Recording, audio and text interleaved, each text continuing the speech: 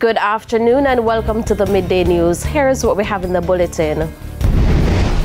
All hope not lost. Prime Minister looks to fix crime. Dengue cases trend upwards. And later in sports, Shelley and Fraser Price calls for safety in inner city communities across Jamaica. Thank you for joining us. I'm Shamela Pullen. Here are the details. The Jamaica Constabulary Force is this afternoon urging the public to remain calm. This following another series of bomb threats that have been issued to several schools across the island. Court proceedings at the Spanish Town Courthouse were also disrupted due to a bomb scare. Head of the JCF's Corporate Communications Unit, Senior Superintendent Stephanie Lindsay says the threats were done via emails and telephone calls. There were like 21 more new cases today. Yesterday, they dealt with 14 cases. Today, they have some 21 cases now that they are monitoring. I know that there are at least two institutions that are not schools that got similar calls today. SSP Lindsay says the police are using technology to identify those responsible. It is creating a lot of anxiety among the school population and the various schools, the students, the families, and we really want it to stop. Yesterday, the executive has determined that it was an oath, but at the same time, it's continuing. So each time it happens, we still have to treat it seriously. Just want to say to them to just remain calm, keep in touch with your local police. As you go through the process, the schools have the conversation with the children and the parents and so on to get them calm, and that we're doing our part. So it's all about everybody just remain calm, and as we get information, we provide updates. Classes have resumed at the York Castle High School in St. Anne, but TVJ News understands that only a few students turned up for school today. This morning, the K9 Division of the St. Anne Police went to the institution to carry out checks following Thursday's bomb threats. The police gave an update. We did not find any adverse thing on the compound. There were some areas that were closed off to us, but we know that if there was something there, our K9 team would have picked up on it and we would have had to breach. So we're satisfied that the school is safe. This was the only school in the parish that was affected by a bomb threat yesterday. Meanwhile, the police are also making this appeal to schools about safety and security. York Castle is one of our schools that has a very good security setup. We are encouraging them to continue their searching of students and so on, monitor the persons coming on and off the compound. And this is just not for York Castle, it's for every school across the country. We need to ensure that our students, our children are safe, and their safety can only be guaranteed if we secure points of entry and exit. Prime Minister Andrew Holness is optimistic that crime and violence will be addressed once and for all. He was speaking at the opening of the Barnett Business Centre in St. James. The details in this report.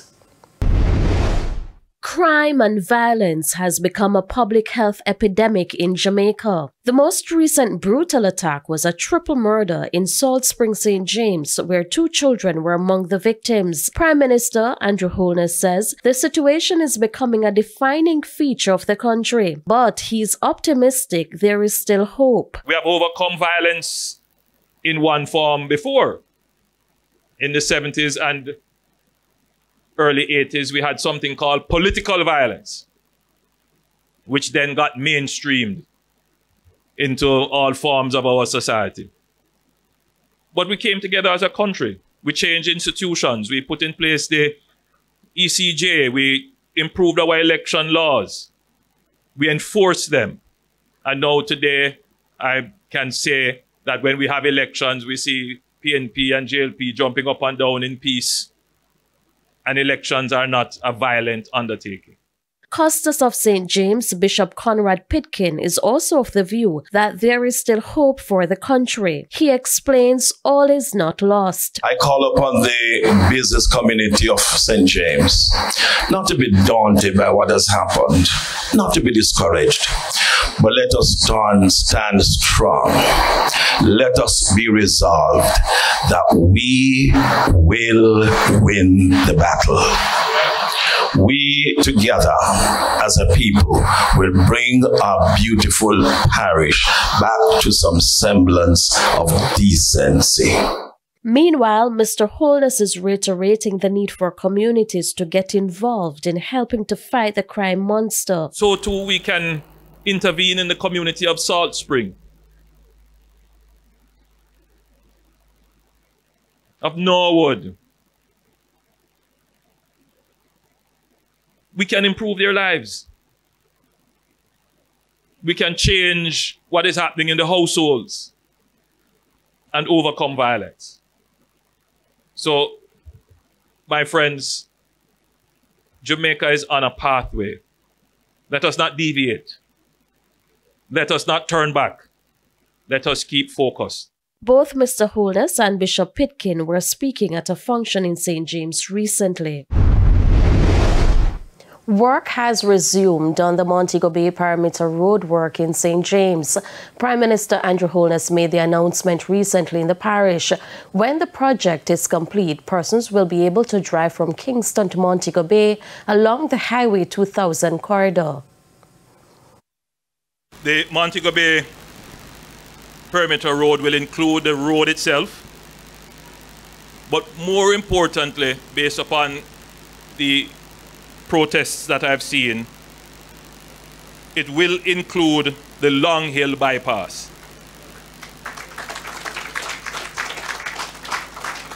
which will be an entirely new alignment in parts and a far better road surface to drive on. It will just open up new opportunities and uplift the entire area.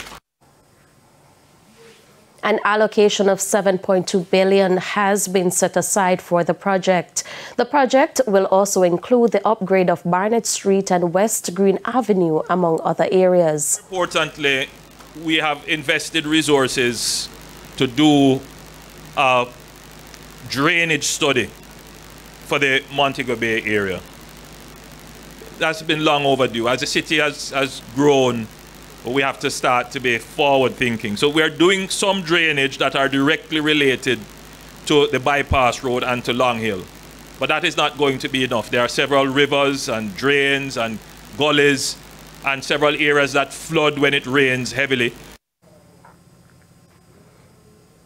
The project began in April 2019 and is to run until March 2028. Justice Minister Delroy Chuck is urging a greater use of restorative justice services to reduce crime and violence.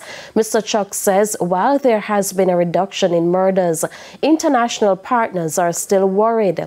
He said while there have been improvements economically, there could be more benefits if there was an increase in the use of the requisite justice services. We can do much better if we could just keep crime under control.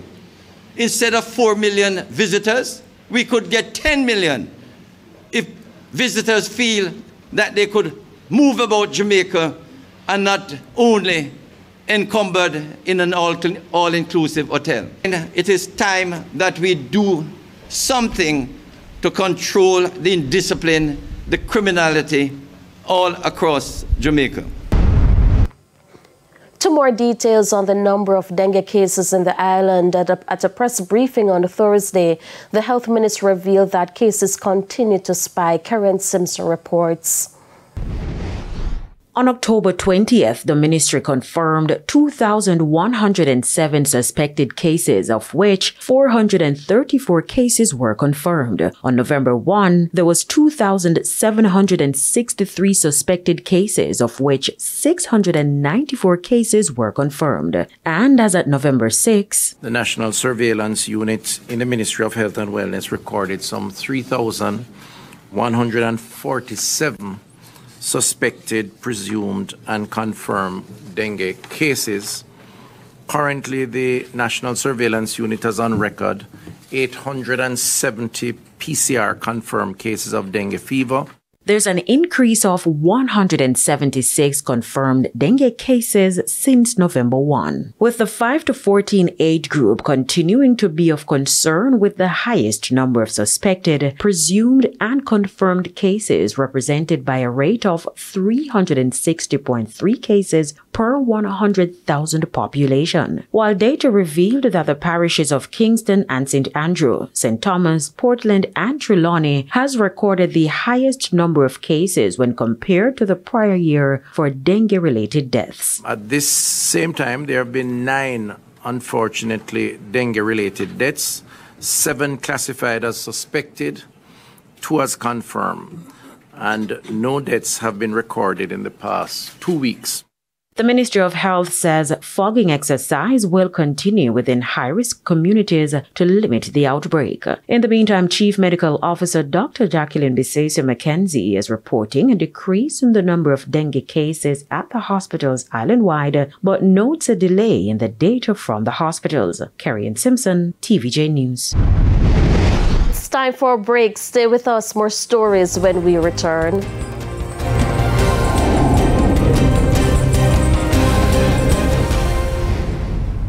Welcome back to the Midday News. PNP councillors are up in arms with local government minister Desmond McKenzie. They accused Mr. McKenzie of holding on to well-needed funds for the municipal corporation. O'Shane Masters reports. The councillors say due to withholding of funds by the Ministry of Local Government, a number of initiatives which are to be spearheaded by the municipal corporations have had to be placed on hold. They are therefore calling for a quicker turnaround time on monies which are collected and should be turned over. Vice President of the PNP National Caucus of Councillors, Cian Barneswell, argues that monies collected from motor vehicle licenses and property tax should be handed to corporations the last working day of each month, which has not been happening. To date, most of the municipal corporations, I did a random check, I think 7 municipal corporations said that they have received the July PRF.